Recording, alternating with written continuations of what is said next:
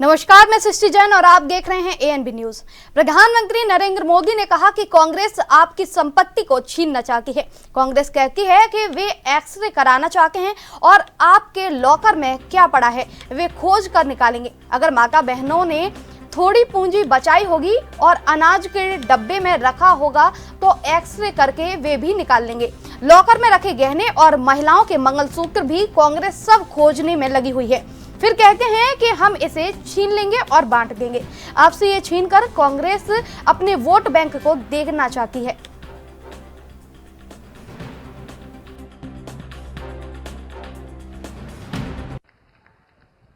साथियों, आपको चोट पहुंचाने के लिए कांग्रेस इतने पर ही नहीं रुक रही।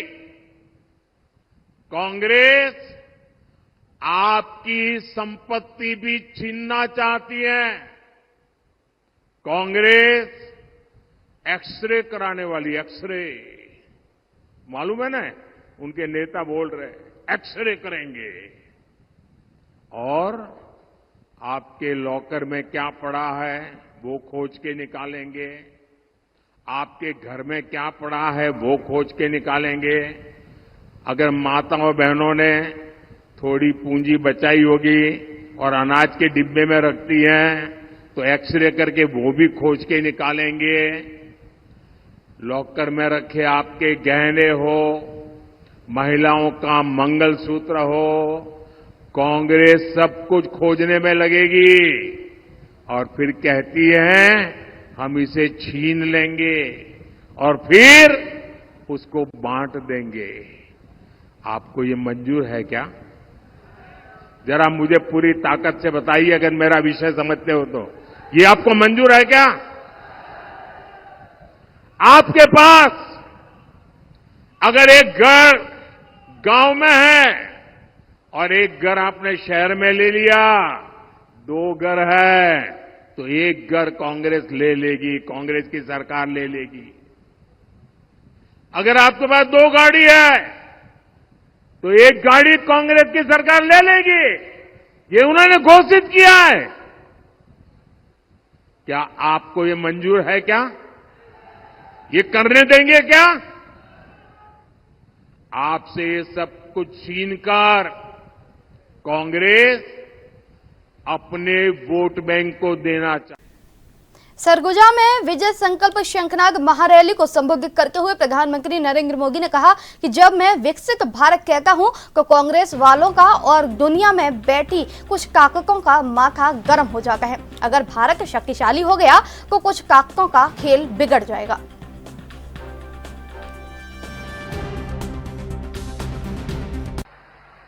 जब मैं विकसित भारत कहता हूं तो कांग्रेस वालों का और दुनिया में बैठी कुछ ताकतों का माथा गर्म हो जाता है।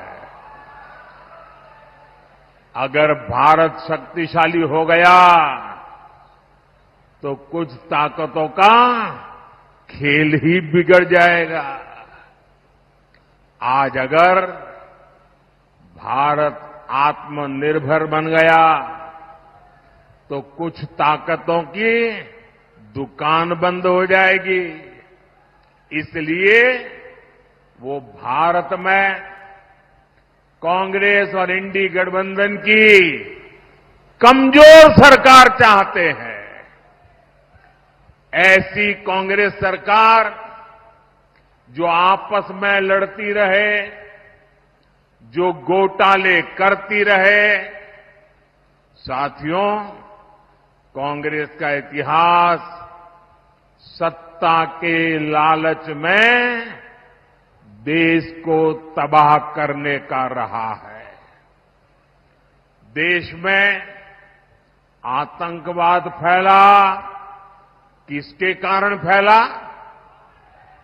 किसके कारण फैला? किसके कारण फैला? किसके कारण फैला? देश में नक्सलवाद बढ़ा, किसके कारण बढ़ा? किसके कारण बढ़ा? साथियों, कांग्रेस का कुशासन और लापरवाही यही कारण है कि देश बर्बाद होता गया। आज भाजपा सरकार आतंकवाद और नक्सलवाद के विरुद्ध कड़ी कार्रवाई कर रही है, लेकिन कांग्रेस क्या कर रही है? कांग्रेस हिंसा फैलाने वालों का समर्थन कर रही है। इतना ही नहीं, जो लोग निर्दोषों को मारते हैं, लोगों का जीना हराम कर देते हैं, पुलिस पे हमला करते हैं, सुरक्षा बलों पर हमला करते हैं, अगर वो मारे जाएं तो एक कांग्रेस वाले उनको शहीद कहते हैं।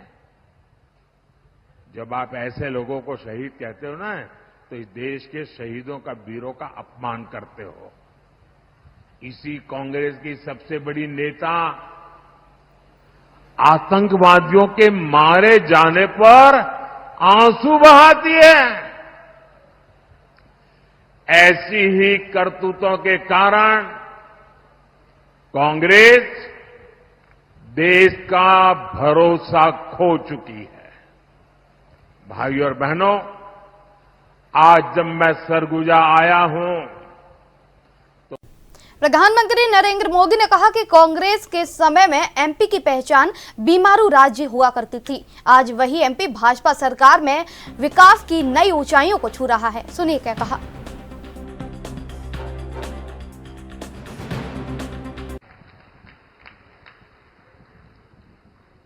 कांग्रेस के समय में एमपी की पहचान बीमारू राज्य की थी।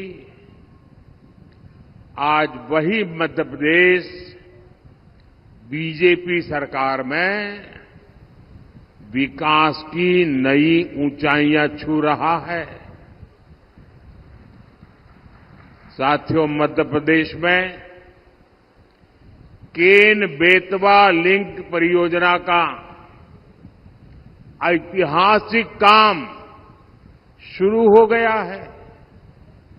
सिंचाई के लिए बंडा बृहद सिंचाई परियोजना का काम भी बीजेपी सरकार ने करवाया है।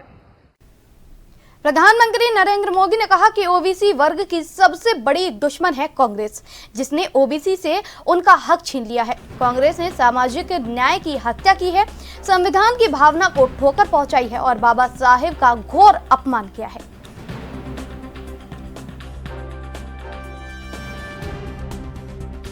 ओबीसी वर्ग की सबसे बड़ी दुश्मन है कांग्रेस, जिसने ओबीसी से उनका हक छीन लिया है। कांग्रेस ने सामाजिक न्याय की हत्या की है। कांग्रेस ने संविधान की भावना को ठोकर पहुंचाई है। कांग्रेस ने बाबा साहब का घोर अपमान किया है। साथियों, ये मुझे सवाल पूछते हैं, 400 पार, 400 पार क्यों? मैं जवाब देता हूं, आप जो राज्यों में हथकंडे अपना रहे हो, दलितों के, आदिवासियों के, ओबीसी के आरक्षण चोरी करने का जो खेल खेल रहे हो,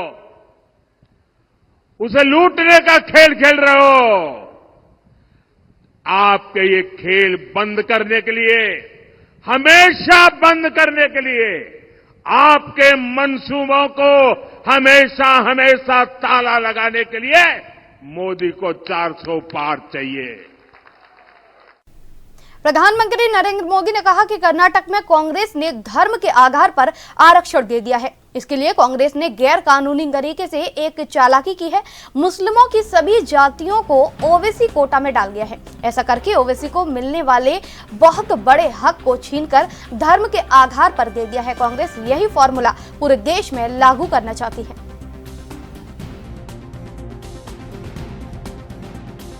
कांग्रेस की तैयारी है कि एससी, एसटी, ओबीसी का 15% कोटा काट दिया जाए और फिर धर्म के आधार पर आरक्षण लागू हो।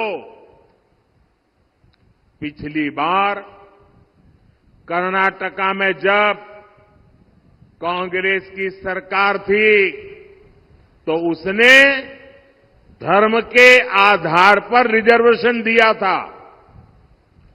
जब बीजेपी सरकार में आई तो हमने बाबा साहब के प्रति समर्पण भाव से भारत के संविधान की पवित्रता का सम्मान करते हुए हमने फैसला लिया कि कांग्रेस जो धर्म के आधार पर आरक्षण करके गई है उसको हम एक दिन रहने नहीं देंगे और हमने उसको खत्म कर दिया।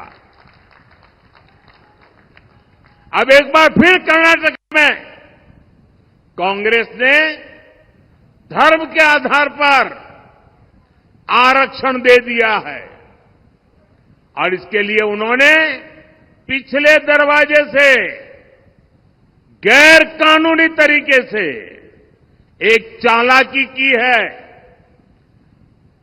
ओबीसी समाज की आंख में धूल झोंकने का गुनाहित कृत्य किया है और इसके लिए उसने मुसलमान की सभी जातियों को एक ही कागज निकालकर सबको ओबीसी कोटा में डाल दिया। कांग्रेस इन सबको ओबीसी कोटा में डाल करके ओबीसी को जो हक मिलता था उसका बहुत बड़ा हिस्सा उसने छीन लिया और धर्म के आधार पर दे दिया। कांग्रेस यही फॉर्मूला पूरे देश में लागू करना चाहती है। आप मुझे बताइए, क्या ये लागू देना चाहिए? क्या इसको रोकना चाहिए कि नहीं रोकना चाहिए? इनके खतरनाक मंसूबों को खत्म करना चाहिए कि नहीं करना चाहिए? पूरी ताकत से देशवासियों को जगाना चाहिए कि नहीं जगाना चाहिए? साथियों, चुनाव तो आएंगे जाएंगे, लेकिन एक खतरनाक खेल आपकी आने वाली पीढ़ियों को तबाह कर देगा। प्रधानमंत्री नरेंद्र मोदी ने कहा कि 2004 में कांग्रेस ने आंध्र प्रदेश में धर्म के आधार पर आरक्षण दिया और बाबा साहब अंबेडकर और संविधान की पीठ में छुरा घोंपा था। 2009 के चुनाव में और 2014 के चुनाव में दोनों बार अपने घोषणा पत्र में कांग्रेस ने धर्म के आधार पर आरक्षण का वादा किया। देशवासियों की आंखों में धूल झोंक करके ये अपना खेल खेल रहे हैं। 2004 में कांग्रेस ने आंध्र प्रदेश में धर्म के आधार पर आरक्षण दिया और बाबा साहब आंबेडकर की पीठ में छुरा भोंका था, संविधान के पीठ में छुरा भोंका था। फिर 2009 का चुनाव हो या फिर 2014 का चुनाव, अपने घोषणा पत्र में दोनों बार कांग्रेस ने धर्म के आधार पर आरक्षण का वादा किया। रुकिए एक छोटे से ब्रेक के लिए, आप बने रहिए हमारे साथ, देखते रहिए एएनबी न्यूज।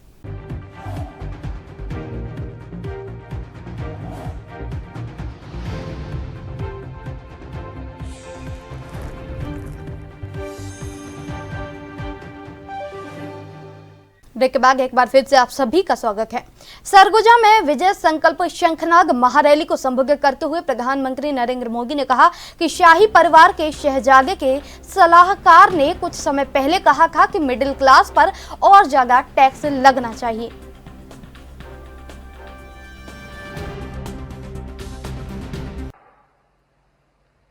शाही परिवार के शाहजादे के सलाहकार, इस शाही परिवार के शाहजादे के पिताजी के भी सलाहकार,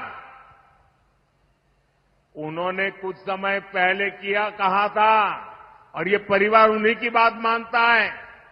उन्होंने कहा था कि हमारा देश का जो मिडिल क्लास है, मध्यम वर्गीय लोग हैं, जो मेहनत करके कमाते हैं, उन्होंने कहा उन पर ज्यादा टैक्स लगना चाहिए। ये इन्होंने पब्लिकली कहा है। अब ये लोग उससे भी एक कदम आगे चले गए हैं। अब कांग्रेस का कहना है कि वो इनहेरिटेंस टैक्स लगाएगी। माता पिता से मिलने वाली विरासत पर भी टैक्स लगाएगी। आप जो अपनी मेहनत से संपत्ति जुटाते हैं, वो आपके बच्चों को नहीं मिलेगी, बल्कि कांग्रेस सरकार का पंजा उसे भी आपसे छीन लेगा। यानी कांग्रेस का मंत्र है कांग्रेस की लूट। कांग्रेस का मंत्र है कांग्रेस की लूट, जिंदगी के साथ भी और जिंदगी के बाद भी। जब तक आप जीवित रहेंगे, कांग्रेस आपको ज्यादा टैक्स से मारेगी, और जब आप जीवित नहीं रहेंगे तो आप पर इनहेरिटेंस टैक्स का बोझ लाद देगी। जिन लोगों ने पूरी कांग्रेस पार्टी पैतृक संपत्ति मानकर अपने बच्चों को दे दी, वो लोग नहीं चाहते कि एक सामान्य भारतीय अपने बच्चों को अपनी।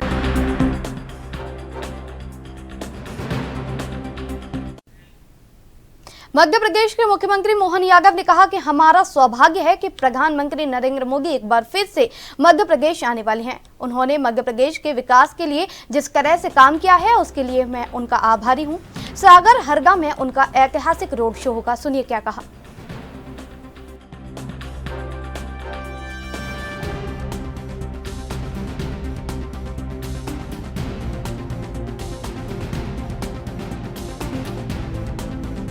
भाग्य यशस्वी प्रधानमंत्री एक बार फिर मध्य प्रदेश की धरती पर थोड़ी देर बाद उतरने वाले हैं। मेरी अपनी ओर से प्रदेश की 8.5 करोड़ जनता की ओर से उनका हृदय से स्वागत है।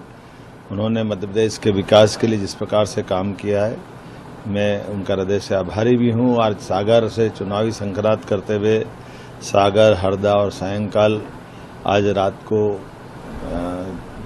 भोपाल के अंदर ऐतिहासिक रोड शो होगा। मैं आप सबके माध्यम से अपील करना चाहता हूं, ये दौर वर्तमान के चुनाव का सर्वाधिक महत्व का दौर है। ऐसे समय में जब भाजपा में और खासकर पूरे देश में मोदीमय वातावरण बना हुआ है, तो ऐसे में हम सबका निश्चित रूप से आने वाला कल भविष्य सुरक्षित करने के लिए, देश को सशक्त सरकार देने के लिए, मध्य प्रदेश को आगे विकास की नई राह पकड़ने के लिए मेरी अपनी ओर से आप सब भाजपा के पक्ष में मतदान करें। आज सायंकाल 6 बजे 26 तारीख को गिरने वाले वोट के लिए अंतिम समय रहेगा। तो ये द्वितीय चरण की 6 लोकसभा के लिए मेरी आपसे अपील है कि आप अधिकतम भाजपा के पक्ष में मतदान करें। इस वक्त प्रधानमंत्री नरेंद्र मोदी क्या कह रहे हैं, सुनाते हैं आपको।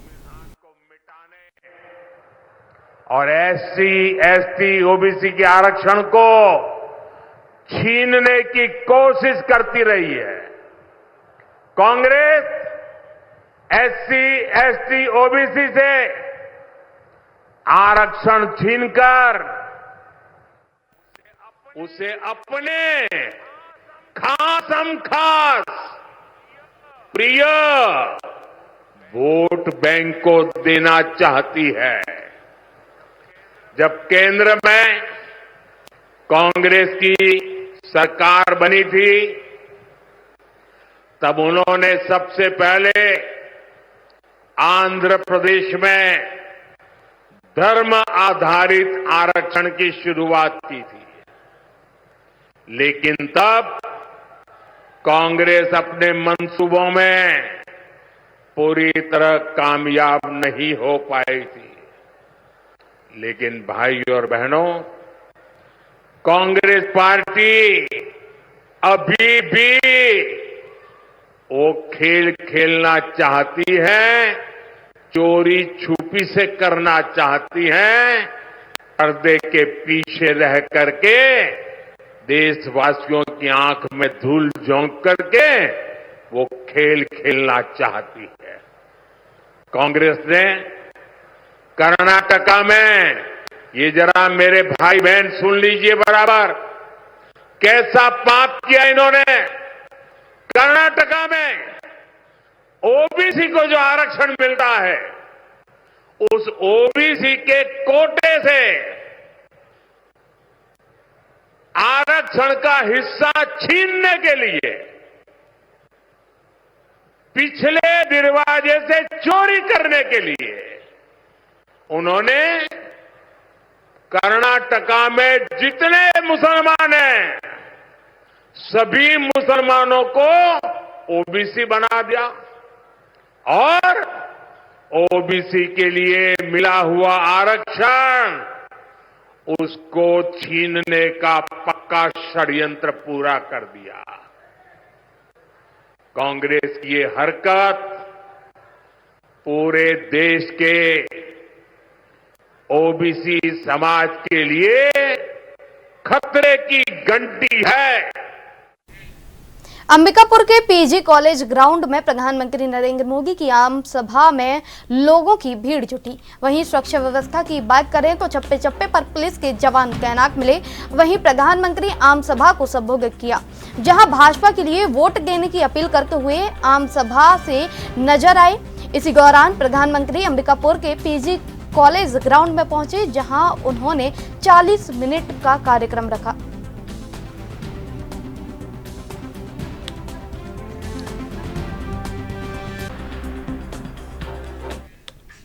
बड़ा बाजार स्थित चुनावी भाजपा कार्यालय में बीडी शर्मा द्वारा किए जाने वाले महाजन सभा और संपर्क अभियान के लिए बैठक का आयोजन किया गया। बैठक को संबोधित करते हुए विधायक ब्रजेंद्र प्रताप सिंह ने कहा कि हम सभी कार्यकर्ताओं को कल के रोड शो को ऐतिहासिक बनाना है।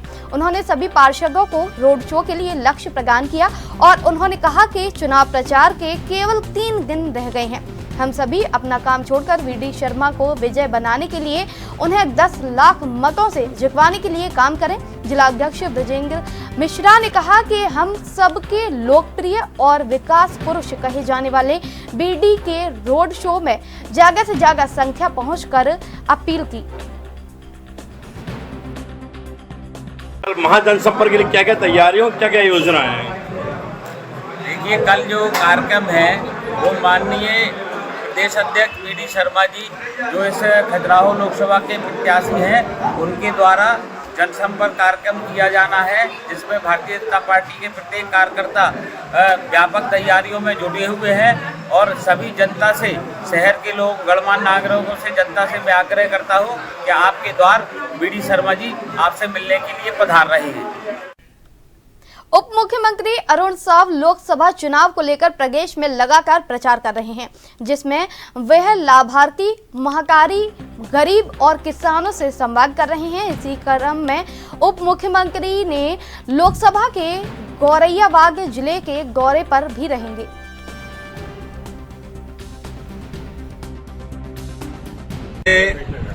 लोकसभा की टिकट उनकी काटी और आज कांग्रेस पार्टी के भगदड़ को दीपक बैज रोक नहीं पा रहे हैं। रोज हजारों सैकड़ों की संख्या में लोग कांग्रेस पार्टी छोड़ रहे हैं और इसी कांग्रेस पार्टी ने दावा किया था अब की बार 75 पार, हवा निकल गई थी। फिर हवा निकलने वाली है। छत्तीसगढ़ में कांग्रेस पार्टी शून्य में आउट होने। छत्तीसगढ़ के पूर्व सीएम भूपेश बघेल के बयान पर छत्तीसगढ़ के उप मुख्यमंत्री अरुण साव ने कहा कि भूपेश बघेल को अपनी सीट बचा लेनी चाहिए। जो छत्तीसगढ़ में अपनी सरकार नहीं बचा सके वे इस तरह की बात ना करें। छत्तीसगढ़ में कांग्रेस शून्य पर आउट होने वाली है, उन्हें उसकी चिंता करनी चाहिए।